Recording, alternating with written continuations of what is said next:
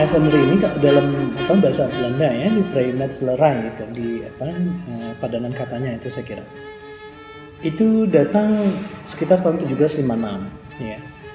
Saya bisa sebutkan di sini tokohnya itu Johan Cornelis Radermacher itu. Dia pemimpin agung pertama di Belanda gitu. Kemudian itu dibawa oleh orang-orang Belanda ya yang memegang jabatan penting di VOC.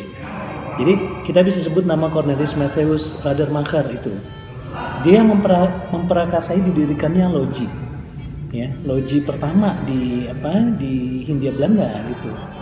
Jadi loji pertama itu La Choisy itu dibangun tahun 1762. Jadi kalau misalnya 1756 itu datang ke Belanda, artinya tokohnya dan pemikirannya itu sampai ke Hindia Belanda. Lojinya itu didirikan 1762. Jadi hanya berselang beberapa tahun loji itu didirikan. Ini menunjukkan bahwa ketika datang pemikirannya kemudian dia cepat gitu ya mendapatkan pengikut, karena kemudian mereka bisa membangun loji pertama 1762 itu.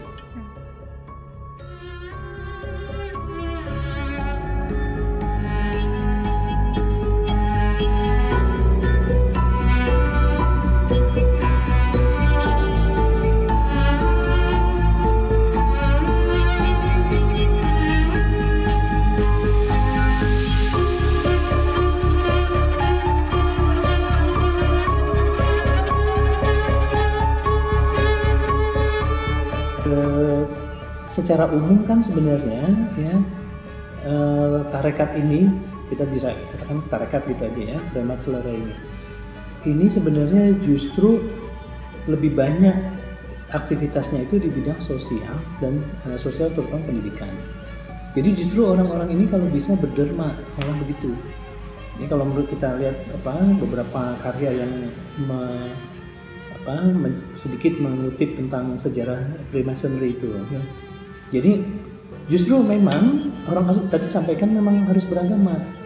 Bahkan beberapa anggota di Hindia Belanda itu yang beragama Islam itu ketika disumpah menjadi anggota Freemasonry itu dia membawa kitab sucinya.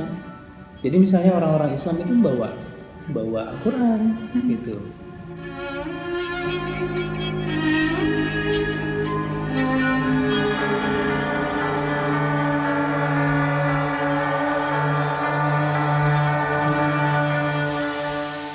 Ada dulu kegiatan orang-orang Belanda yang mempunyai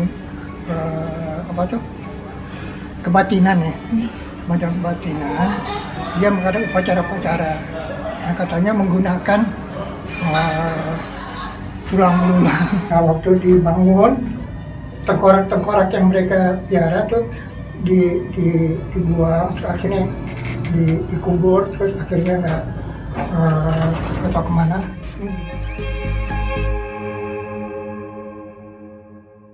Penyebutan itu muncul Gedung Setan dan seterusnya itu pada masa kolonial di mana kegiatan begitu tertutup.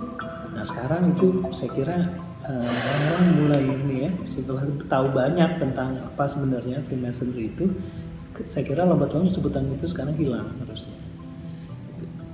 Jadi kegiatannya tadi pendidikan sosial, itulah mengapa nanti banyak tokoh-tokoh pergerakan, misalnya anggota-anggota Budi Utomo ya, itu sebagian ada yang ikut dalam organisasi ini.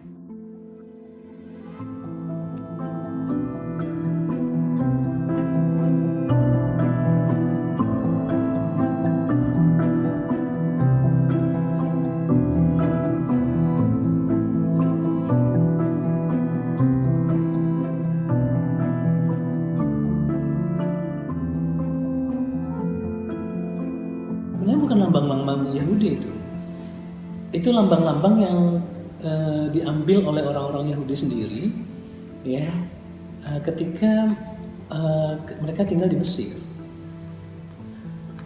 Mungkin saya cerita sedikit nggak apa ya kalau misalnya gini.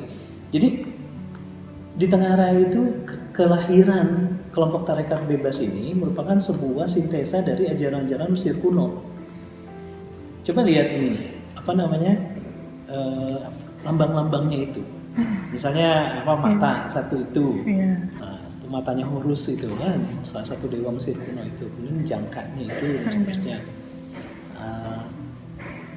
Yang kemudian itu menjadi simbol-simbol yang sepertinya itu kita melihat itu ajaran Yahudi, padahal bukan dari ajaran Yahudi. Justru orang Yahudi itu seperti mengambil ajaran-ajaran Mesir kuno dan kemudian seperti seperti kemudian milik mereka, padahal nggak demikian tuh.